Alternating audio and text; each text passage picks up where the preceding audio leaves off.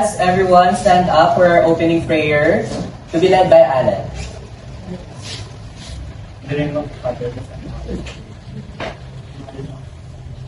Amen.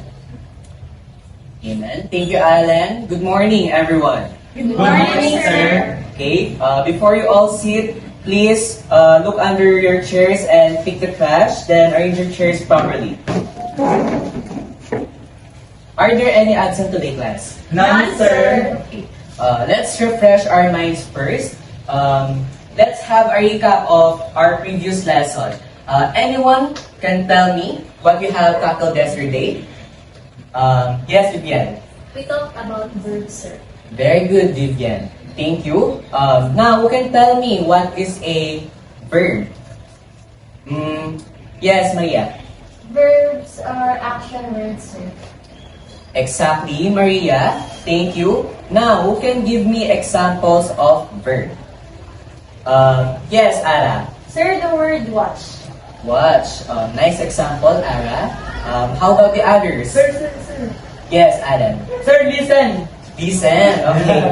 Nice example as well, Alan. Last one. Yes, Vivian. The word learn, sir. Learn. Okay. Thank you, Vivian. Very good, all of you. Now let's watch the video clip that I have prepared. And please observe and you may take down notes about the video clip.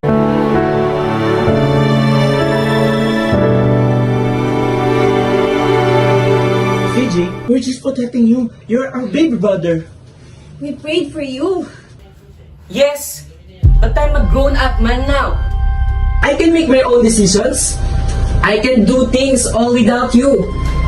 And I can marry someone whoever I want. No. What you did? What? The wedding might be stopped now thanks to you. I told you I can manage this. You can manage this?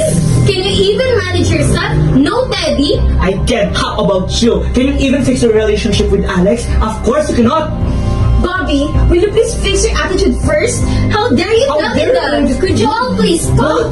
We can talk about this without attacking one another. What is this all about? Nothing, Mom. We're just playing charades. Your turn. Okay, class. How's the bid? Oh, sir, very Kind of funny. It's intense, right? And quite hilarious, right? Yeah. So, as we can observe, the video clip is derived from the original movie entitled Four Sisters and a Wedding. But in this parody, it is entitled, could you read this? Four Sisters and a Wedding. Right, Four Sisters and a Wedding. Okay then, who can share their thoughts about the video clip? Yes, Ara. Sir, as I've observed in the video clip, the siblings are having fights. Nice observation, Ara. Thank you. How about the others? Any other ideas related to our topic? Yes, Maria. Sir, as I observed, there were a lot of verbs used in the video. Great thought, Maria. We're getting there. How about the others? Last one. Okay, Alan. Sir, they kept on telling Ken in the video, sir. Nice point, Alan. Okay, thank you everyone. You all shared nice ideas about our next topic, which is the modal verbs. But before anything else, I would like to share their ideas about what is a modal verb. Okay, Vivian. An example of modal verbs is the word cancer. Can. Okay, nice try, Vivian. Now, who could tell me other ideas about modal verb? Anyone? Okay, yes, Ana. I think, sir, modal verbs show some actions. Close enough, Ara. Thank you. How about the others? Okay, last one. Sir. Okay, yes, Alan. Sir, I think modal verbs are used to express ability. Let me quote what CJ said on the parody. I can do all things without all things. Okay, brilliant answer, Alan. So, thank you everyone. You all shared nice ideas about modal verbs. Now, let's go deeper and truly know what are modal verbs. Let us now define modal verbs. Everyone, can you please read the slide for me? What is a modal verb? Modal verbs or modals are auxiliary verbs or a type of helping verbs that express ability, necessity, possibility, and permission. Some examples are can, must, shall, will, may, and many more. Aside from the definition that you have seen on the PowerPoint and the examples like can, must, shall, will, and many more, modal verbs on the other hand creates also depth on the messages that we may or we want to convey in our daily life. So, and also, it's also important in speaking and writing. So, I have an example here. Can you all please read? Andre can cook. Okay, class. So, as you have seen in our example, Andre can cook. Can is our modal verb and which modifies our main verb, which is cook. So, next slide. Now that I have given my own example, now it's your turn to give your own examples. So, class, who would like to share? Okay, Arabella. Sir, I think the sentence, it must be love. Yes, it must be love, Ara, and not anger, not fear, and etc. So, Arabella, where is the modal verb in your example? It is the word must. Very good, Arabella. Actually, in the given example by Arabella, must, which is a modal verb, modifies the main verb, which is the be. And we must be reminded that be is a verb. Okay, so anyone who can give another example? Another hand. Ryan! Sir, I might see Stel Ahero at the mall sometimes. Oh, Stel Ahero, SB19! Yes, sir. I am 18 as well. So, Ryan, can you please tell me what is the modal verb in that sentence? Sir, the word might is the modal verb in my example. Precisely, Ryan. So, the modal verb might actually modifies again the verb see in the sentences. Do you understand, class? Yes, sir. But class, modal verbs have rules and specific uses in sentence that we will tackle today. Modal verbs have 3 rules. The first one is, can someone read it for us? Yes, Alan? Rule number 1. Modal verbs are always followed by the base form of verb. Okay. I have prepared here 2 examples that we can use to understand it more. Okay, the first one is, she can talk Spanish. The second one is, she can talk Spanish. Can someone know the answer? Yes, Vivian? Ma'am, I think the second example. Are you sure? Yes, ma'am. Who agree with Vivian's answer? Please raise your hand.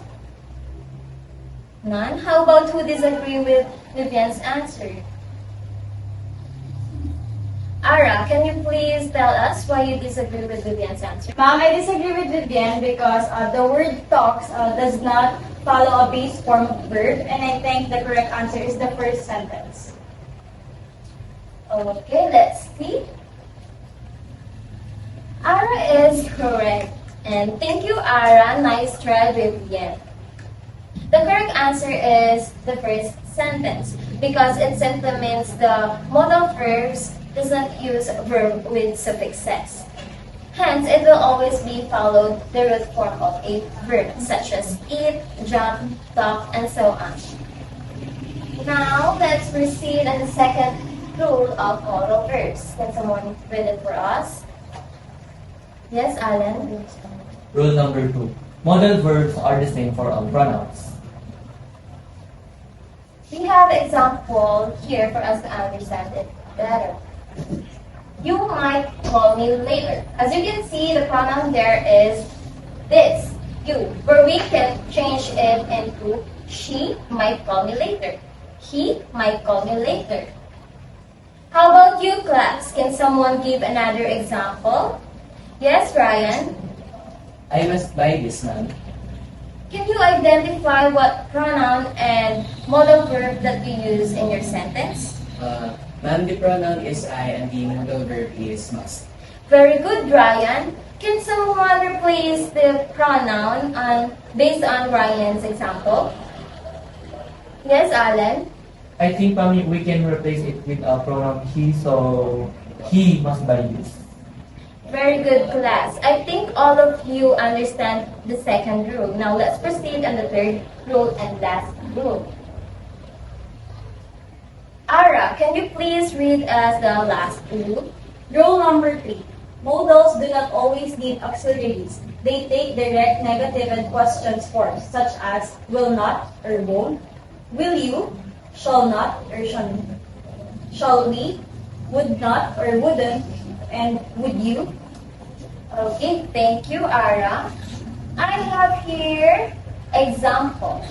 I would blank like that. Can someone please complete the sentence?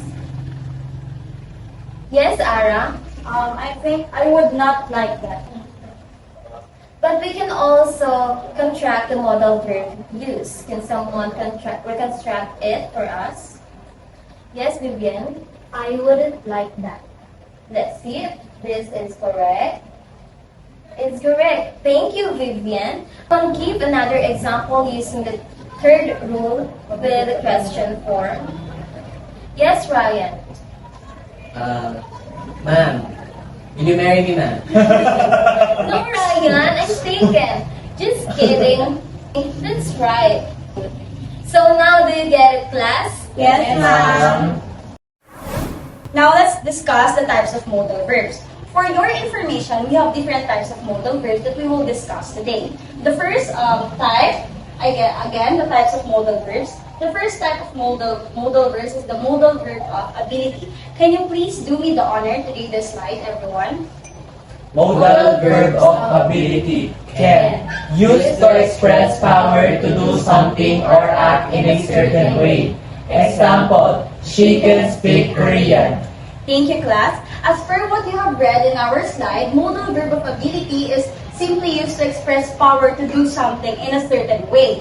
As like in our example, she can speak Korean. It's just simply explaining that she has the ability to speak Korean. Do you understand it? Yes, ma'am. Now, who can give me another example of modal verb of showing ability?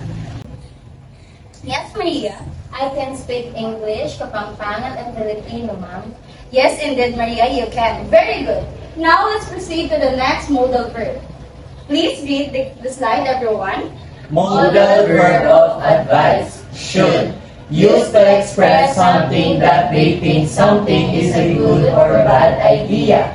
Example, the Philippines is known for its beautiful beaches. You should visit them someday. Thank you, class. As for what you have read, modal verb of advice, or we use the modal verb should, which it is just easy to understand because it is just suggesting or recommending something. It might be a good idea or a bad idea. Just like in our example, the Philippines is known for its beautiful beaches, and we use the modal verb should, and you should visit them someday. The person is suggesting or recommending you to visit the Philippines. Now, Alan, can you give me another example using the modal verb of advice? Ma'am, to have a good life, you should think positive. Very good, Alan. Do you understand now, class? Yes, ma'am. Let's proceed to the next modal verb, which is the modal verb of permission. Please read it, everyone. Modal verb of permission. May. Used to ask for permission or give permission. Example, you may give some suggestions. Thank you. So here in modal verb of permission, it's just simply asking for permission or giving a permission. Just like an example, you may give some suggestion. I am suggesting someone to give another suggestion. Now, Vivian, you may give me another idea, another example or sentence that use the modal verb of permission. Example, you may call me Viv for short. Thanks, Vivian, or Viv, I mean. Now, for the last modal verb, we have modal verb of possibility. Can you please read it again, everyone? Modal verb of possibility. Might. Used to show certainty or uncertainty of the possibility. Example, he might leave soon.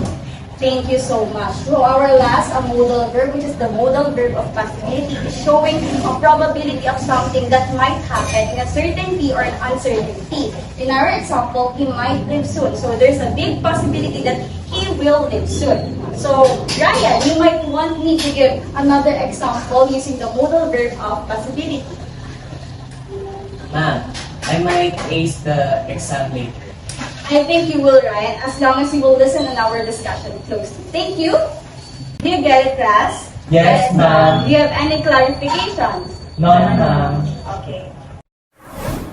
Excellent, everyone. I think you are fully aware with all about modal verbs, and I think it is time to test your knowledge with a game I called Everyone Read. Who's that lucky elf? Okay, thank you, everyone. I think I have to present the Are You Testing Me Christmas tree, and last, it does not stop there because we have also merry-go gift boxes, and I think we have four. So this sums up with all of the knowledges that we've been discussed earlier. It is more than easy, and I think you will get the prize. And speaking of prize, we have this. Yes. So here's what you all need to do. So I have to pick one of the boxes placed under the Christmas tree, and once I called your name, you have to answer a question coming from these merry-go gift boxes. And once you answer it correctly, you will get the prizes. It is great, right? Yes, sir. Yes, and speaking of surprise, I have also another surprise for you which will be revealed later. Now I have to pick one of the boxes here. Maria, can you please go to the front? Maria, can you please pick one of the merry-go gift boxes here? Now it is time to open it. Open it.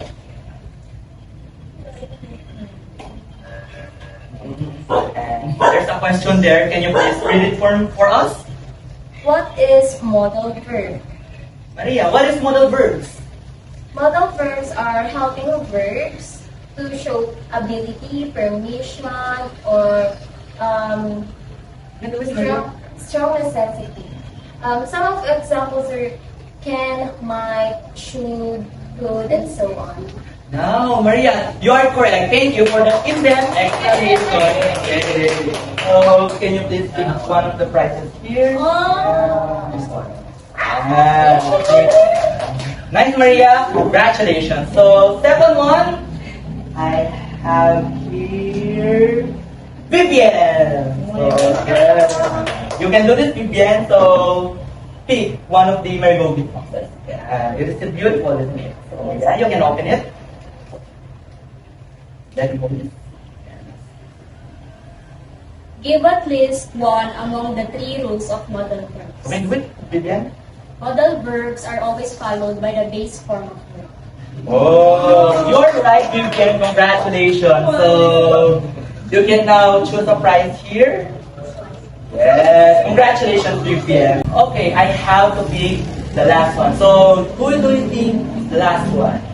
So, Arabella, can you please come to the front? Yes, so Arabella, can you please do the same thing for us?